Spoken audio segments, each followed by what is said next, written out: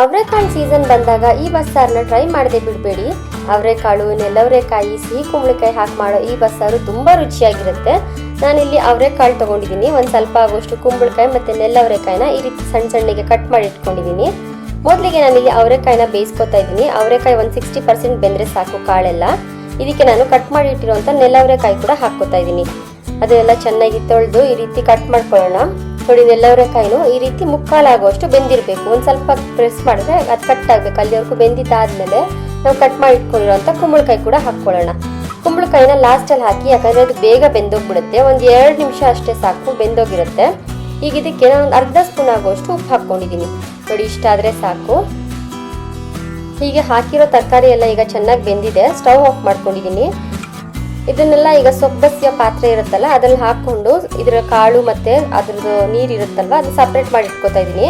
ನಾವು ಬಸ್ತಿರೋಂಥ ನೀರಲ್ಲಿ ಈಗ ಸಾಂಬಾರು ಮಾಡ್ಕೊಳ್ಳೋಣ. ಇದನ್ನು ಆಮೇಲಿಂದ ಪಲ್ಯ ಮಾಡ್ಕೊಳ್ಳೋಣ. ಈಗ ಇದಕ್ಕೆ ನಾವೀಗ ಒಂದು ಮಸಾಲೆ ರೆಡಿ ಮಾಡ್ಕೊಳ್ಳೋಣ. ಒಂದು ಬಾಣಲಿ ಇಟ್ಟಿದ್ದೀನಿ.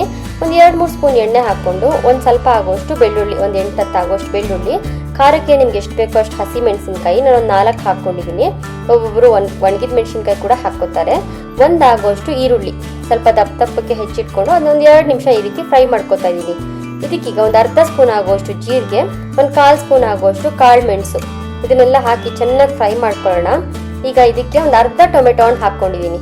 ಸ್ವಲ್ಪ ಆಗುವಷ್ಟು ಹುಣಸೆ ಹಣ್ಣು, ಒಂದು ಸ್ವಲ್ಪ ಆಗುವಷ್ಟು ಕೊತ್ತಂಬರಿ ಸೊಪ್ಪು, ಒಂದು 4-5 ಸ್ಪೂನ್ ಆಗುವಷ್ಟು ಕಾಯಿ ತುರಿ ಇದನ್ನೆಲ್ಲ ಹಾಕಿ ಈಗ ಮಿಕ್ಸ್ ಮಾಡ್ಕೊಳ್ಳೋಣ. ಸ್ಟವ್ ಆಫ್ ಮಾಡ್ಕೊಂಡಿದ್ದೀನಿ. ಈಗ ನೋಡಿ, ಈ ರೀತಿ ನುಣ್ಣಗೆ ರುಬ್ಕೊಂಡು ಬರೋಣ. ನಾವು ರುಬ್ಬಿಟ್ಕೊಂಡಿರೋ ಮಸಾಲೆನ ಒಂದು ಪಾತ್ರೆಗೆ ಹಾಕ್ಕೊಳ್ಳೋಣ. ನಾವಾಗಲೇ ತೆಗೆದಿಟ್ಟಿದ್ವಲ್ವ ತರಕಾರಿದು ನೀರು ಬಸ್ತಿದ್ದು, ಆ ನೀರನ್ನ ಈಗ ಇದಕ್ಕೆ ಹಾಕ್ಕೊಳ್ಳೋಣ. ಎಕ್ಸ್ಟ್ರಾ ನೀರು ಬೇಕಂದ್ರೆ ಇನ್ನೊಂದು ಸ್ವಲ್ಪ ಮೇಲೆ ಬೇರೆ ನೀರು ಹಾಕ್ಕೊಬೋದು. ಇದನ್ನೆಲ್ಲ ಒಂದ್ಸತಿ ಮಿಕ್ಸ್ ಮಾಡಿ ಒಂದು ಸ್ವಲ್ಪ ಉಪ್ಪು ಹಾಕ್ಕೊಂಡಿದ್ದೀನಿ. ಯಾಕಂದರೆ ತರಕಾರಿ ಬೇಯವಾಗ ಉಪ್ಪು ಹಾಕ್ಕೊಂಡಿದ್ದೆ, ರುಚಿ ನೋಡಿ ಹಾಕ್ಕೊಳ್ಳಿ. ಒಂದೇ ಒಂದ್ಸತಿ ಈ ರೀತಿ ಕುದಿ ಬಂದರೆ ಸಾಕು. ಇದಕ್ಕೊಂದು ಸಣ್ಣ ಒಗ್ಗರಣೆ ಹಾಕ್ಕೊಳ್ಳೋಣ.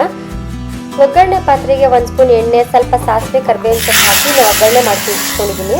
ನೋಡಿ, ಈಗ ಬಸ್ಸಾರು ರೆಡಿಯಾಗಿದೆ. ಈಗ ತೆಗೆದಿಟ್ಕೊಂಡಿರೋ ಈ ತರಕಾರಿಗೆ ಹುಚ್ಚೆಳ್ಳು ಪುಡಿ ಹಾಕಿ ಒಗ್ಗರಣೆ ಮಾಡಿದ್ರೆ ತುಂಬ ರುಚಿಯಾಗಿರುತ್ತೆ. ನಾನು ಅದಕ್ಕೆ ಈಗ ಒಂದು ಫ್ರೈಯಿಂಗ್ ಪ್ಯಾನಲ್ಲಿ ಒಂದು 3-4 ಸ್ಪೂನ್ ಆಗುವಷ್ಟು ಹುಚ್ಚೆಳ್ಳನ್ನ ಈ ರೀತಿ ಫ್ರೈ ಮಾಡ್ಕೊತಾ ಇದ್ದೀನಿ. ಇದು ಬೇಗ ಸಿಡಿದ್ಬಿಡುತ್ತೆ ಗಸಗಸೆ ಥರ. ಇದಕ್ಕೇನೆ ಈಗ ಒಂದು 4-5 ಆಗುವಷ್ಟು ಒಣಗಿದ ಮೆಣಸಿನ್ಕಾಯಿ ಹಾಕ್ಕೊಂಡಿದ್ದೀನಿ. ಖಾರಕ್ಕೆ ನೀವು ನೋಡಿ ಹಾಕ್ಕೊಳ್ಳಿ. ನಾನು ತುಂಬ ಚಿಕ್ಕದಿತ್ತು ಅಂತ ಅಷ್ಟು ಹಾಕ್ಕೊಂಡಿದ್ದೀನಿ. ಒಂದು ಸ್ವಲ್ಪ ಆಗುವಷ್ಟು ಬೆಳ್ಳುಳ್ಳಿ ಮತ್ತೊಂದು ಸ್ವಲ್ಪ ಆಗುವಷ್ಟು ಕರಿಬೇವಿನ ಸೊಪ್ಪು ಇದನ್ನೆಲ್ಲ ಈ ರೀತಿ ಫ್ರೈ ಮಾಡ್ಕೊಂಡಿದ್ದಾದ್ಮೇಲೆ ಅದನ್ನ ತಣ್ಣಗಾದ್ಮೇಲೆ ಅದನ್ನ ಗ್ರೈಂಡ್ ಮಾಡ್ಕೊಂಡು ಬರೋಣ. ನೋಡಿ, ಈ ರೀತಿ ಗ್ರೈಂಡ್ ಮಾಡಿ ತೆಗೆದಿಟ್ಕೊಂಡಿದ್ದೀನಿ ನಾನು. ಈಗ ಒಂದು ಪ್ಯಾನ್ ಕಾಯಕ್ಕೆ ಇಟ್ಟಿದ್ದೀನಿ. ಒಂದು ಸ್ವಲ್ಪ ಆಗುವಷ್ಟು ಎಣ್ಣೆ ಹಾಕಿ ಒಂದು ಅರ್ಧ ಈರುಳ್ಳಿ, ಸಣ್ಣ ಸಣ್ಣಗೆ ಹೆಚ್ಚಿರುವಂಥ ಈರುಳ್ಳಿ ಹಾಕಿ ಅದನ್ನ ಫ್ರೈ ಮಾಡ್ಕೊಳ್ಳೋಣ. ಇದಕ್ಕೊಂದು ಸ್ವಲ್ಪ ಆಗುವಷ್ಟು ಉಪ್ಪು, ಒಂದು ಸ್ವಲ್ಪ ಕರಿಬೇವಿನ ಸೊಪ್ಪು, ನಾವಾಗಲೇ ಬೇಯಿಸಿಟ್ಕೊಂಡಿದ್ವಲ್ಲ ತರಕಾರಿ ಅದನ್ನು ಹಾಕ್ಕೊಂಡು ಈಗ ಮಿಕ್ಸ್ ಮಾಡ್ಕೊಳ್ಳೋಣ. ತರಕಾರಿನೆಲ್ಲ ಒಗ್ಗರಣೆಯಲ್ಲಿ ಒಂದು 2 ನಿಮಿಷ ಈ ರೀತಿ ಮಿಕ್ಸ್ ಮಾಡ್ಕೊಂಡಿದ್ದಾದ್ಮೇಲೆ ನಾವಾಗಲೇ ಫ್ರೈ ಮಾಡಿ ರುಬ್ಬಿಟ್ಕೊಂಡಿದ್ವಲ್ವ ಹುಚ್ಚೆಳ್ಳು ಪುಡಿ ಅದನ್ನು ಹಾಕ್ಕೊಂಡು ಈಗ ಮಿಕ್ಸ್ ಮಾಡ್ಕೊಳ್ಳೋಣ. ನೋಡಿ, ಏನು ಚೆನ್ನಾಗಾಗಿದೆ ಪಲ್ಯ. ನಿಜವಾಗ್ಲೂ ನೀವು ಕೂಡ ಇಷ್ಟಪಡ್ತೀರಾ. ಈ ಸೀಸನಲ್ಲಿ ಈ ರೀತಿಯಾಗಿ ಅಡುಗೆ ಮಾಡ್ಕೊಂಡು ತಿಂದರೆ ಬಾಡಿ ಕೂಡ ತುಂಬ ವಾರ್ಮ್ ಆಗಿರುತ್ತೆ.